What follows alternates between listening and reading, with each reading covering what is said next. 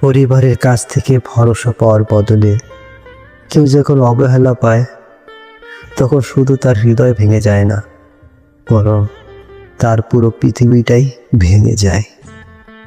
না জানি কত নাম না জানা লোক পরিবারের অবহেলায় ভেতরে ভেতরে মৃত্যুবরণ করেছে, কেউ জানতেও পারেনি।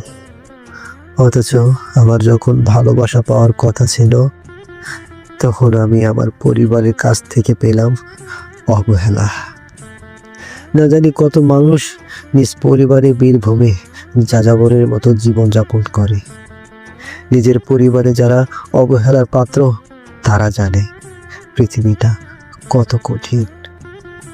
পরিবারের কাছ থেকে অবহেলা পেয়ে না জানি কত ছেলে বিনা অশ্রুতে নিঃশব্দে কাঁদে। হয় সেটা বেকারত্ব, না হয় প্রেমে ব্যর্থ হওয়ার অভিশাপ। প্রতিটা পরিবারের ভালোবাসাটা ব্যক্তির উপার্জনের উপর নির্ভর করে। আপনার উপার্জন কম হলে অবশ্যই আপনি আপনার পরিবারের কাছ থেকে অবহেলাই পাবেন। পরিবারের কাছ থেকে অবহেলা পাওয়ার পরে একটা মানুষের বিশ্বাসের মেরুদণ্ড ভেঙে যায়, আর সেই মানুষটা ধীরে ধীরে জীবন্ত লাশ হতে শুরু করে। একা একা থাকা মানে যে একাকিত্ব নয়। পরিবারের কাছ থেকে অবহেলা পেয়ে একটা মানুষ নিজেকে সবার কাছ থেকে আলাদা করে নেয়। অবহেলা শব্দটা খুবই ভারী। পরিবারের মানুষ যখন সেটা কারোর উপরে চাপিয়ে দেয়, তখন সেটা বহন করার মতো ক্ষমতা সবার থাকে না। পরিবারের অবহেলায় কত সন্তানের নির্ঘুম রাত কেটে যায়, কত বালি ভিজে যায় চোখের জলে। অজানাই থেকে যায় সেই মুহূর্তগুলো। একে একে পরিবারের কাছ থেকে অবহেলা পেয়ে কত প্রাণ বিনাশ হয়েছে।